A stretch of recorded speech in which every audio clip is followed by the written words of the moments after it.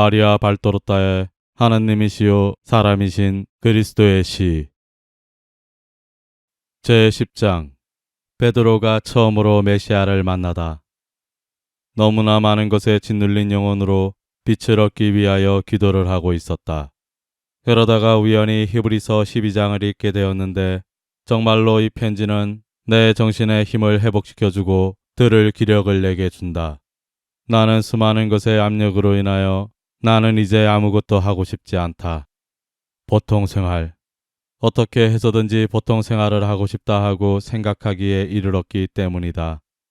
그러나 말씀하시는 분이 어떤 분인지를 내가 알고 있으며 또 그분이 내게 부탁하는 다정스러운 눈길로 바라보고 계시다는 것을 알고 있다.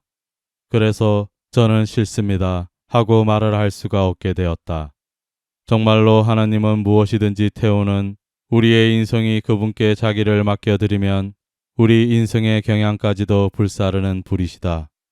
내게 말을 하시며 나는 너를 그냥 놓아두지 않고 버리지 않겠다고 말씀하시는 분께 나는 지극히 신뢰하는 마음으로 당신은 제 구원이시니 저는 사람을 두려워하지 않습니다. 오 하느님, 제 바람을 저버리지 마십시오 하고 다시 한번 말씀드리고 싶다.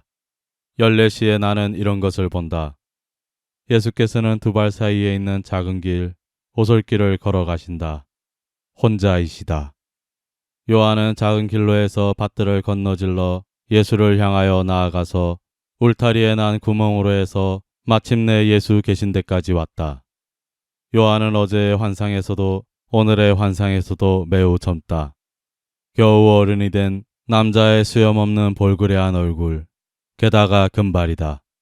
그래서 콧수염이나 수염의 흔적은 없고 다만 매끈매끈한 뺨의 볼그레한 얼굴빛과 빨간 입술과 그의 아름다운 미소와 깨끗한 눈길에 반가운 빛이 있을 뿐이다. 깨끗한 눈길은 그의 눈에 짙은 터키옷 빛깔에서보다도 오히려 그 눈에 비쳐나오는 순결한 영혼의 맑음에서 오는 것이다. 길고 보드라운 그의 밤색 머리는 거의 뛰다시피 빠른 걸음으로 걸어오는 지금 물결처럼 굽이친다. 그는 울타리를 지나오려고 할 때 선생님 하고 부른다. 예수께서는 걸음을 멈추시고 미소를 띠시며 돌아서신다. 선생님을 무척 뵙고 싶었습니다. 선생님이 묵으시는 집에서는 선생님이 들쪽으로 나가셨다고 하더군요. 그렇지만 그 이상의 말은 없었습니다. 그래서 선생님을 뵙지 못할까봐 걱정했습니다. 요한은 경의를 표하느라고 약간 몸을 숙이고 말한다.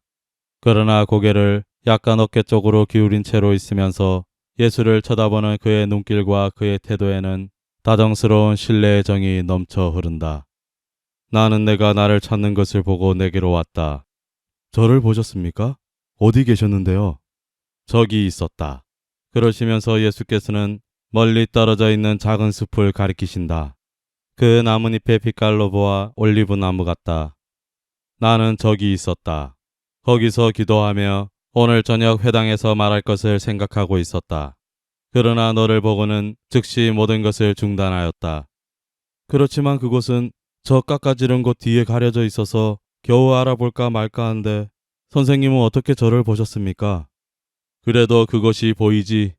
나는 너를 보았기 때문에 내 마중을 나온 것이다.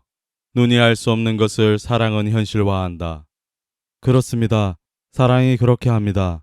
그러면 선생님이 저를 사랑하시는군요. 그리고 제베데오의 아들 요하나, 너도 나를 사랑하지? 선생님을 굉장히 사랑합니다. 저는 선생님을 항상 사랑했던 것과 같이 생각됩니다. 선생님을 알기 전에, 그 전에 벌써 제 영혼이 선생님을 찾고 있었습니다. 그래서 선생님을 배웠을 때 제 영혼은 제게 내가 찾는 분이 저분이시다 하고 말했습니다. 선생님을 만났을 때 제 영혼이 선생님을 알아배웠습니다. 요하나, 내가 그 말을 하는데 그것은 정확한 말이다. 나도 내 영혼이 너를 느꼈기 때문에 내 마중을 왔다. 얼마 동안이나 나를 사랑하겠느냐? 언제까지나요? 이제는 선생님 말고 다른 사람들을 사랑하고 싶지 않습니다. 너는 아버지, 어머니, 형제, 자매가 있고 인생이 있으며 인생과 더불어 여자와 사랑이 있다. 나를 위하여 모든 것을 떠나려면 어떻게 하겠느냐? 선생님, 모르겠습니다. 이렇게 말하는 것이 교만이 아니라면 유다른 선생님의 사랑이 아버지, 어머니, 형제, 자매를 대신하고 여자도 대신할 것 같습니다. 선생님이 저를 사랑하시면 모든 것이 그렇습니다. 모든 것이 실증이 날 것입니다. 그런데 내 사랑 때문에 고충과 박해를 당하게 되면 선생님이 저를 사랑하시면 그것은 아무것도 아닐 것입니다. 그러면 내가 죽어야 할 날은 안 됩니다. 선생님은 젊으신데 왜 돌아가십니까? 메시아는 진리로서 율법을 전하고 구속을 완수하려고 왔기 때문이다. 그런데 세상은 율법을 몹시 싫어하고 구속을 원치 않는다. 그렇기 때문에 하느님께서 보내신 사람들을 박해한다. 오, 그래서는 안 됩니다. 선생님을 사랑하는 사람에게 그 죽음의 예측을 말씀하지 마십시오. 그러나 선생님이 돌아가셔야 한다면 선생님을 여전히 사랑하겠습니다. 선생님을 사랑하게 허락해 주십시오. 요한은 애원하는 눈길을 보낸다. 그 어느 때보다도 더 몸을 구부리고 예수 곁에서 걸어가며 그분의 사랑을 간청하는 것 같다. 예수께서는 걸음을 멈추시고 요한을 바라보신다. 예수께서는 통찰력이 있는 눈길로 요한을 꿰뚫어 보시고 나서 손을 그의 숙인 머리에 얹으시고 말씀하신다. 내가 나를 사랑하기를 원한다. 오, 선생님! 요한은 행복하다. 비록 눈동자는 눈물로 빛나지만은 그는 윤곽이 뚜렷한 젊은 입으로 웃는다. 그는 신성한 손을 잡아 손등에 입을 맞추고 가슴에 꼭 껴안는다. 그들은 다시 걷기 시작한다. 내가 나를 찾았다고 말하였지. 그렇습니다. 제 친구들이 선생님을 뵙고 싶어 한다는 말씀을 드리고 그리고 정말 선생님과 또 같이 있고 싶었기 때문에요. 선생님을 떠난 지가 몇 시간밖에 안 되었지만 이제는 벌써 선생님 없이 그대로 있지 못하게 되었습니다. 그러니까 내가 말씀의 훌륭한 전달자가 되었단 말이지. 그렇지만 제 형 야고보도 친구들을 설득하도록 선생님 말씀을 했습니다. 아직 경계하던 사람이 확신을 가지게 되도록 말이지. 하기는 그 사람이 신중하였기 때문에 그렇게 조심한 것이니 그 사람에게는 죄가 없다. 가서 완전히 안심시키자. 그 친구는 조금 두려워했습니다. 안 된다. 나를 무서워해서는 안 된다. 나는 착한 사람들을 위하여 왔고 특히 잘못 생각하고 있는 사람들을 위하여 왔다. 나는 구원하고자 하지 단죄하고자 하지는 않는다. 성실한 사람들에게는 온전히 자비롭겠다. 그러면 죄인들에게는요? 죄인들에게도 파렴치한 사람이라는 말로 나는 정신적으로 파렴치하여 실제로는 악한 사람들인데 위선적으로 착한 사람 행세를 하는 사람들, 이웃을 희생시키면서까지도 자신의 이익만을 얻으려고 하는 사람들을 가리킨다. 그런 사람들에게 엄격하겠다. 오, 그럼 시몬은 안심해도 됩니다. 그 사람은 그 누구보다도 솔직하니까요. 그 사람이 그렇기 때문에 내 마음에 든다. 그리고 모든 사람이 그렇게 되는 것을 보기를 원한다. 시몬은 선생님께 드릴 말씀이 굉장히 많답니다. 회당에서 말하고 나서 그의 말을 듣겠다. 나는 부자들과 건강한 사람들 이외에도 가난한 사람들과 병자들에게도 알리게 하였다. 모든 사람이 기쁜 소식을 들을 필요가 있다. 작은 마을에 가까이 왔다. 어린이들이 길에서 놀고 있는데 그 중에 하나가 뛰어오다가 예수께서 조심하여 붙잡아 주지 않았더라면 그분의 다리 사이에 쓰러질 뻔하였다. 그래도 어린아이는 다치기는 한 것처럼 운다. 그러니까 예수께서는 어린아이의 팔을 잡으시면서 말씀하신다. 이스라엘 어린이가 울다니. 모세의 뒤를 따라 광야를 지나오면서 어른이 된 수천 수만 명의 어린아이들은 어떻게 했겠니? 그런데도 하느님께서는 다른 사람들보다도 어린아이들에게 그렇게도 맛있는 만나를 더 많이 내리게 하셨다. 사실 하느님께서는 죄 없는 어린아이들을 사랑하시고 작은 숲속과 지붕 위로 날아다니는 참새들에 대하여 그렇게 하시는 것과 같이 세상에 있는 저 작은 천사들, 저 날개 없는 새들 같은 어린아이들을 지켜주신다. 너 꿀 좋아하니? 그래? 그러면 내가 착하게 굴면 벌들이 만든 꿀보다 더 단 꿀을 먹게 될 거다. 어디서? 언제? 하느님께 충실하게 살고 나서 그분께로 갔을 때. 메시아가 오지 않으면 내가 그리로 가지 못한다는 걸 알아요. 엄마가 그러는데 지금 우리 이스라엘 사람들은 모두 모세와 같아서 언약의 땅을 눈앞에 보면서 죽을 거래요. 엄마가 그러는데 우리가 언약의 땅에 들어가려면 기다려야 하고 메시아만이 우리를 거기 들어갈 수 있게 할 거래요. 아니, 너 참 착한 이스라엘 어린이로구나. 그러면 내가 내게 분명히 말하겠는데 내가 죽었을 때는 메시아가 벌써 하늘의 문을 열었을 터이니까 너는 즉시 하늘나라에 들어갈 거다. 그러니까 너 착하게 굴어야 한다. 엄마, 엄마! 어린아이는 예수의 품에서 빠져나가 구리로 만든 항아리를 들고 들어오는 젊은 부인에게로 달려간다. 엄마, 새로운 선생님이 그러는데 내가 죽으면 곧 하늘나라에 가서 꿀을 아주 많이 먹을 거래. 그렇지만 착하게 굴어야 그렇게 된대. 나 착하게 굴 거야. 제발 그렇게 되었으면 좋겠다. 선생님, 얘가 귀찮게 해드렸으면 용서하십시오. 몹시 수선스럽답니다. 부인, 죄 없는 사람들은 나를 귀찮게 하는 일이 없소. 부인은 아이들에게 율법을 알도록 가르치며 기르는 어머니이니 하나님의 축복을 받기 바라오. 여자는 이 칭찬을 듣고 얼굴을 붉히며 대답한다. 선생님께도 하느님의 축복이 내리기를 하고 말하고는 어린아이를 데리고 사라진다. 선생님은 어린이들을 좋아하십니까? 그렇다. 어린이들은 깨끗하고 솔직하고 사랑하기 때문이다. 선생님은 아이들이 있습니까? 아니, 내게는 어머니 한 분만 계시다. 어머니에게는 가장 거룩한 어린이들과 같은 순결과 솔직과 사랑이 있고 동시에 어른과 같이 지혜와 정의와 힘이 있다. 내 어머니는 모든 것을 갖추어 가지셨단다, 요하나. 그런데 어머니를 떠나셨습니까? 하나님은 어머니 중에서 가장 거룩한 어머니보다도 더 높으시다. 어머님을 제가 알게 되겠습니까? 알게 될 것이다. 그리고 어머님이 저를 사랑하실까요? 어머니는 당신의 예수를 사랑하는 사람들을 사랑하시니까 너를 사랑하실 것이다. 그러면 선생님은 형제가 없겠군요. 내 어머니의 남편 쪽으로 사촌들이 있다. 하지만 어떤 사람이든지 내게는 형제이고 나는 모든 사람을 위하여 왔다. 자, 회당 앞에 다 왔다. 나는 들어갈 터이니 너는 친구들과 같이 나를 다시 찾아오너라. 요한은 가고 예수께서는 네모 반듯한 방으로 들어가신다. 그 방에는 삼각형으로 배치한 양피지 두루마리가 놓여있는 작은 책상들 같은 을에 있는 비품이 놓여있다. 뒤쪽에서는 군중이 예수에 대하여 떠들고 있다.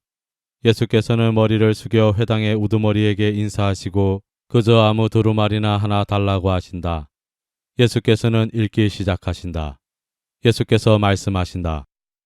이것들은 성령께서 나더러 여러분을 위하여 읽으라고 하십니다. 에레미야서 7장에 이런 말이 있습니다. 군대의 주 이스라엘의 하느님이 이렇게 말씀하신다.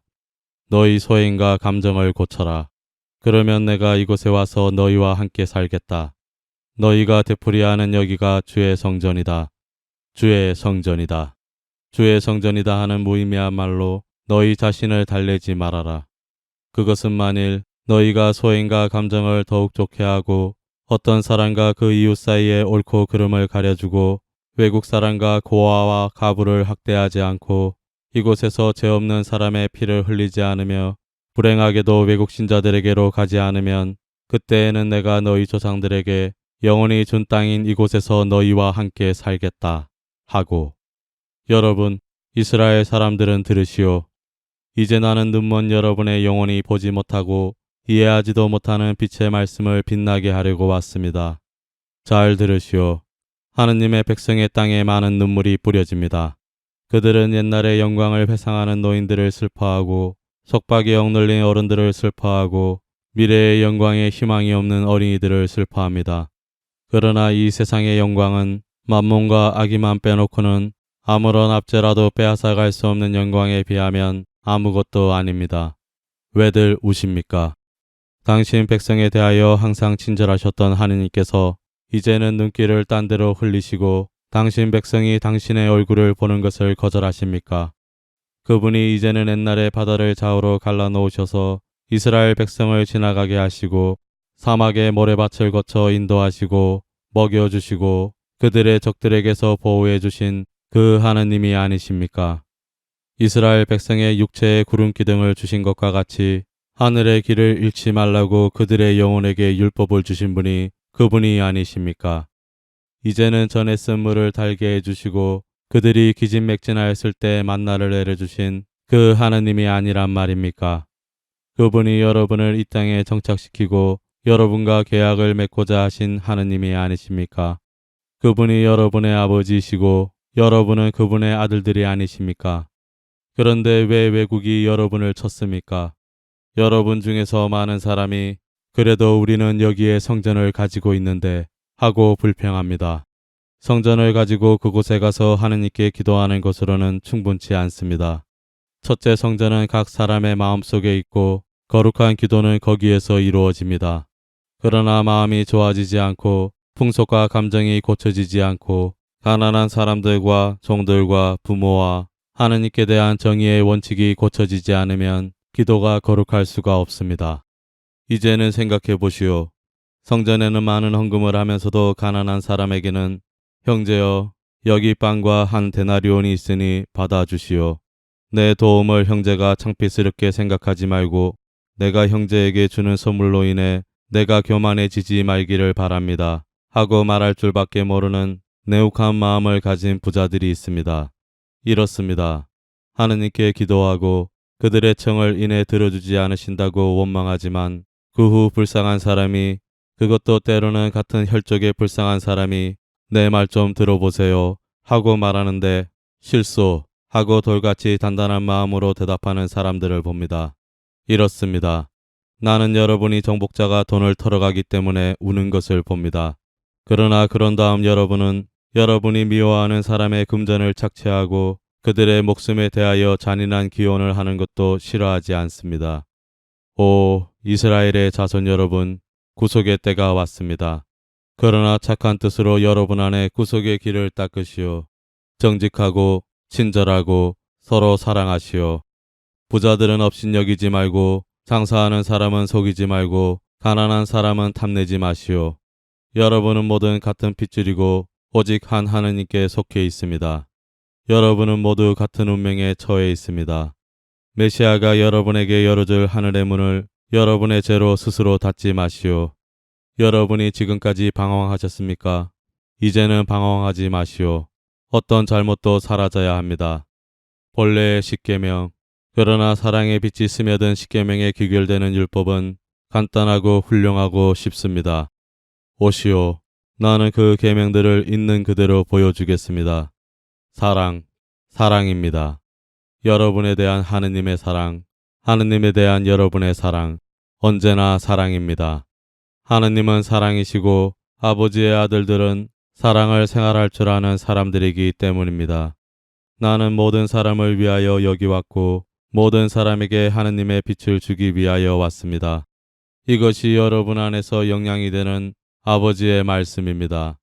와서 맛보고 이 양식으로 여러분의 정신의 피를 새롭게 하시오. 일체의 독이 사라져야 하고 일체의 유욕이 죽어야 합니다. 새로운 영광이 여러분에게 왔습니다. 그것은 영원한 영광인데 마음속으로 하느님의 율법에 대한 참다운 공부를 하는 사람들은 거기에 이를 것입니다. 우선 사랑하시오. 그보다 더 중요한 것은 아무것도 없습니다. 그러나 여러분이 사랑할 줄을 알게 되면 이미 모든 것을 알게 될 것이고 하느님께서 여러분을 사랑하실 것입니다. 그리고 하느님의 사랑은 모든 유혹에 대한 하느님의 도움을 뜻합니다. 하느님의 축복을 받은 사람은 착한 뜻을 가득 지닌 마음으로 하느님께로 향해야 합니다. 예수께서는 입을 다무셨다. 사람들은 잡담을 한다. 모인 사람들은 여러 찬송가를 낭송조로 노래한 다음 헤어진다. 예수께서는 작은 광장으로 나오신다. 문간에는 요한과 야고보가 베드로와 안드레아와 같이 있다. 평화가 너희들과 같이 있기를 하고 예수께서 말씀하시고 이렇게 덧붙이신다. 의인이 되려면 우선 알아보지 않고는 판단하기를 삼갈 필요가 있지만 그래도 자기의 잘못을 솔직히 인정할 줄을 아는 사람이 왔군. 시몬, 나를 보고 싶다고 했다면서? 자, 내가 여기 있다. 그리고 너 안드레아는 왜 더 일찍 오지 않았느냐? 두 형제는 어쩔 줄 몰라 서로 바라본다. 안드레아가 중얼거린다. 감히 오질 못했습니다. 베드로는 얼굴이 새빨개져서 아무 말도 하지 않는다. 그러나 예수께서 동생에게 오는 것이 잘못이었나? 감히 하지 못해야 할 일은 나쁜 일밖에 없어 하고 말씀하시는 것을 듣고는 망설이지 않고 끼어든다. 제 아우가 오지 않은 것은 저 때문이었습니다. 이해는 저를 곧 선생님께로 데려오려고 했습니다. 하지만 저는 저는 말했습니다. 예, 이렇게 말했어요. 나는 믿지 않는다고. 그리고 오려고 하지 않았습니다. 오, 이제는 좀 낫습니다. 예수께서는 미소를 지으신 다음 말씀하신다. 그리고 내 솔직성 때문에 너를 사랑한다고 분명히 말하겠다. 그렇지만 저는 착하지 못합니다. 저는 회당에서 선생님이 말씀하신 대로 할 수가 없습니다. 저는 성미가 급합니다. 그래서 누가 제게 모욕을 주면 그저 저는 탐욕이 있어서 돈을 벌기를 좋아합니다. 그리고 고기를 팔 때에도 그야 늘 그렇지는 않지만 속이는 때도 있습니다. 그리고 저는 무식쟁이입니다. 그리고 빛을 얻기 위해 선생님을 따라다닐 시간이 별로 없습니다. 어떻게 해야 하겠습니까? 선생님이 말씀하시는 대로 되었으면 합니다. 그러나 시몬아, 그것은 어렵지 않다. 성경을 조금은 알지? 그렇다고 그러면 미가 예언자를 생각하여라. 하느님께서는 미가가 말하는 것을 내게서 원하신다. 하느님께서는 내가 마음을 억지로 떼어버리는 것도 가장 거룩한 애정을 희생하는 것도 요구하지 않으신다. 아니다. 지금 당장은 내게 그것을 요구하지 않으신다. 언젠가는 하느님께서 그것을 요구하지 않으시는데도 너 자신까지도 하느님께 바칠 것이다. 그러나 하느님께서는 해와 소나기가 아직은 여린 새싹에 지나지 않는 너를 튼튼하고 빛나는 종려나무를 만들어 놓기를 기다리신다. 지금 당장은 내게 이것을 요구하신다. 정의를 실현하고 자비를 사랑하고 온전히 내 하느님을 따르는 데 전념하는 것이다. 이렇게 하도록 힘써라. 그러면 시몬의 각오는 지워질 것이고 너는 새 사람이 되고 하느님과 그분의 그리스도의 벗이 될 것이다. 그리고 이제는 시몬이 아니라 게타스, 즉 내가 의지할 든든한 바위가 될 것이다. 이것은 제 마음에 듭니다. 알아듣겠습니다. 율법. 그렇습니다. 그래요. 교사들이 만들어 놓은 대로는 그것을 지키지 못하게 되었습니다. 하지만 선생님이 설명하시는 것처럼은 지키겠습니다. 그렇게 할 수 있을 것 같습니다. 그리고 선생님이 도와주세요. 선생님은 이 집에 계시지요? 저는 이 집 주인을 압니다. 나는 여기 머문다. 그러나 예루살렘에 갈 참이다. 그 다음에는 팔레스티나를 두루다니며 전도하겠다. 나는 이 때문에 왔다. 그러나 이곳에 자주 오겠다. 선생님의 말씀을 들으러 오겠습니다. 저는 선생님의 제자가 되고 싶습니다. 그러면 제 머리에 빛이 좀 들어오겠지요. 시몬아, 마음속에, 특히 마음속에 들어갈 것이다. 그리고 안드레아, 너는 말을 안 하느냐? 저는 선생님 말씀을 듣습니다. 제 아우는 짐이 많습니다. 안드레아는 사자가 될 것이다. 어두워진다. 하느님께서 너희들에게 강복하시고 고기를 많이 잡게 해 주시기를 바란다. 가들 보아라. 선생님께 평화가 있기를. 그러면서 그들은 간다. 나오자마자 베드로가 말한다. 우선 나보고 다른 그물로 고기잡이를 하고 다른 고기들을 잡을 것이라고 말씀하신 것은 무슨 말이지? 왜 선생님께 여쭈어보지 않았어? 형은 굉장히 많은 말을 하겠다고 하더니 아무 말도 안 했단 말이야? 난 부끄러웠거든. 그분은 다른 모든 선생님들하고는 아주 딴판이야. 이제 선생님은 예루살렘에 가셔. 요한은 이 말을 대단한 갈망과 대단한 향수를 가지고 한다. 나는 선생님과 같이 가게 해주시겠냐고 여쭈어보고 싶었는데 감히 그러지를 못했어. 가서 말씀드려, 이 총각아. 하고 베드로가 말한다. 우린 이렇게 다정한 말 한마디 없이 이렇게 휙 떠나왔어. 적어도 우리가 그분을 우러러 본다는 걸 그분은 아셔야 해. 가보라고. 자네 아버지께 말할 테니까. 나 갈까, 야고보? 가라. 요한은 다른 박질로 떠난다. 그리고 다른 박질로 돌아와서 몹시 기뻐하며 말한다. 선생님께 제가 예루살렘에 가는 것을 원하십니까? 하고 말씀드렸더니 보다 오너라 하고 대답하셨어. 나보고 벗이라고 하셨어. 내일 이 시간에 여기 올 거야. 아, 예루살렘에 선생님과 같이. 그리고 여기서 환상은 끝난다. 제11장. 요한은 겸손으로도 훌륭하였다. 이 환상에 대하여 예수께서는 오늘 아침 이렇게 말씀하셨다. 너와 너희 모두가 요한의 태도에서 너희가 지나쳐버린 면들 중에 하나를 주목하기 바란다. 너희들은 요한이 순결하고 사랑하고 충실하기 때문에 그를 찬미한다. 그러나 그가 겸손으로도 훌륭하였다는 것에는 주의하지 않는다.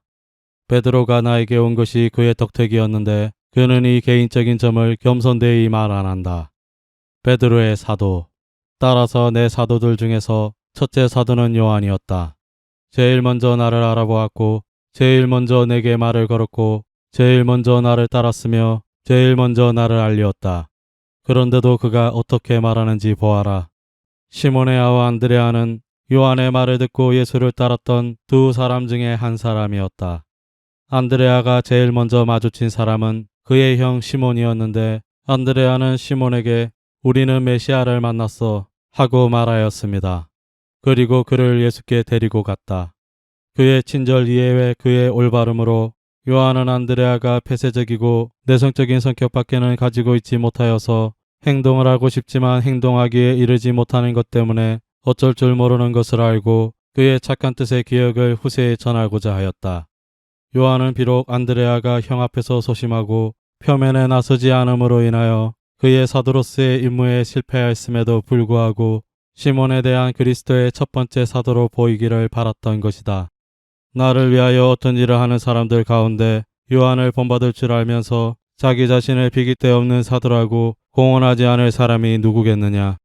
그들은 자기들의 성공이 여러 가지 복합적인 사정에서 온다는 것을 생각하지 못하고 성덕만이 문제가 되는 것이 아니라 인간적인 대담성이나 행운도 문제가 되며 어쩌면 자기들 곁에서 자기들보다 더 거룩하지만 대담성이 덜하고 운이 덜 좋은 사람들이 있다는 것을 생각하지 않는다.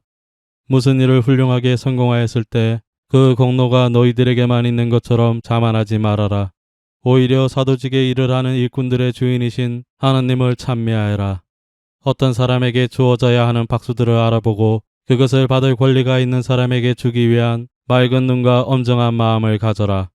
재물을 만들고 다른 사람들의 일에서 진짜 첫 번째 지렛대가 되는 사도들을 알아보는 맑은 눈을 가져라. 아무것도 안 하는 것 같지만 오히려 대담한 사람들을 움직이는 불을 하늘에서 훔쳐오는 사람들인 저 소심한 사람들은 하느님만이 보신다. 성실한 마음을 가진 사람은 이렇게 말해야 한다. 나는 일을 한다. 그러나 저 사람은 나보다 더 사랑을 많이 가졌고 나보다 더 잘 기도하고 내가 그렇게 할 수 없을 만큼 그리고 예수께서 내 방에 들어가 은밀히 숨어서 몰래 기도하여라 하고 말씀하신 것과 같이 자기를 희생한다. 그의 겸손하고 거룩한 덕행을 보는 나는 그것을 알리려고 이렇게 말하고자 한다. 나는 활동하는 연장이다. 그런데 그는 하느님과 결합하여 있어서 내가 그를 통하여 하나님께 힘을 받기 때문에 그가 나를 움직이는 힘이다. 하고 그리고 아버지의 축복은 사도들에게 힘을 마련해 주기 위하여 묵묵히 자기를 희생하는 겸손한 사람에게 상을 주기 위하여 내려오고 겸손한 사람을 통해서 자기에게 오는 초자연적인 무언의 도움을 솔직하게 인정하고 피상적인 사람들은 알아차리지도 못하는 그 겸손한 사람의 경로를 솔직하게 인정하는 사도에게도 내려올 것이다. 모두 여기 대한 가르침을 얻도록 하여라. 요한이 내 마음에 드는 사람이었느냐? 그렇다. 그러나 그가 나와 비슷한 이런 점도 가지고 있지 않느냐? 순결하고 사랑하고 순종하고 그리고 겸손하기도 한 사람. 나는 내 모습을 그에게 비춰보고 그에게서 내 덕행들을 보았다. 이 때문에 그를 제2의 나 자신처럼 사랑하였다. 나는 그에게서 그를 작은 그리스도로 인정하시는 아버지의 눈길을 보았다. 그리고 내 어머니도 이런 말씀을 하셨다. 나는 요한이 내 둘째 아들인 것 같은 느낌이 든다. 순전히 인간에 지나지 않는 그에게서 재생한 너를 보는 것 같이 생각된다. 하고 오, 지혜가 가득한 어머니, 그분은 정말 잘하셨다.